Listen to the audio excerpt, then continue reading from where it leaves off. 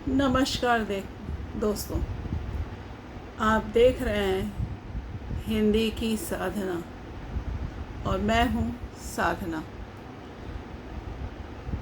नारी, माँ, बहन और बेटी हर रूप में आदरणीय होती है, प्रेरणा के प्रतीक होती है। इस पर मैं अपने कुछ विचार प्रकट करना चाहती हूँ। आज हम बात करेंगे उस शक्ति की जिसके बिना संसार की कल्पना भी नहीं की जा सकती। उस शक्ति का नाम है नारी। उस शक्ति का नाम क्या है? नारी।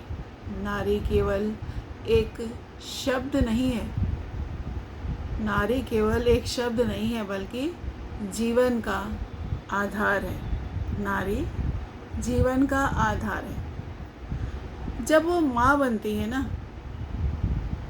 तो अपने बच्चे के लिए पूरी दुनिया से लड़ जाती है। 9 महीने तक उसे अपने भीतर रखती है फिर जीवन भर उसके खुशियों की कामना करती है, उसके खुशियों के लिए संघर्ष करती है, लोगों से लड़ती है। जब वह बहन बनती है तो भाई की सफलता पर सबसे ज़्यादा खुश होती है और उसके दुख में सबसे पहले आंसू बहाती है। जब वह पत्नी बनती है ना, तो 2 परिवारों को जोड़ने का काम करती है, अपने सपनों को पीछे रख देती है, पीछे छोड़ देती है और परिवार के खुशियों के लिए क्या करती है? अपना पूरा जीवन हंसते हुए सौंप देती है। और जब वही बेटी बनती है तो घर में खुशियों की नई किरण लेकर आती है और उसकी हंसी पूरे घर को जीवंत बना देती है, खिलखिला देती है, खुशियों से भर देती है। तो दोस्तों, इतिहास गवाह है, इतिहास जो है गवाह है इस बात का कि जब जब महिलाओं को सम्मान मिला, जब महिलाओं को सम्मान मिला है ना, समाज ने नई ऊंचाई को छुआ है, समाज ने नई ऊंचाई को छुआ है। और आज महिलाएं विज्ञान, शिक्षा, खेल, राजनीति, सेना, अंतरिक्ष में अपना परचम लहरा रही हैं। लेकिन दुख की बात यह है कि आज भी कई जगहों पर बेटियों को बोझ समझा जाता है, बहनों को बोझ समझा जाता है, उन्हें अवसर नहीं दिए जाते। हमें यह समझना होगा कि बेटी बोझ नहीं होती है, बहन बोझ नहीं होती है, बल्कि भविष्य होती है। बहन जो है, बेटी जो है, दोनों देश के भविष्य होते हैं। एक शिक्षित बेटी केवल अपना जीवन ही नहीं बदलती, बल्कि अपने आने वाली पीढ़ियों को भी क्या करती है? शिक्षित और संस्कारित करती है। उसके अंदर संस्कार को कूट कूट कर भरती है।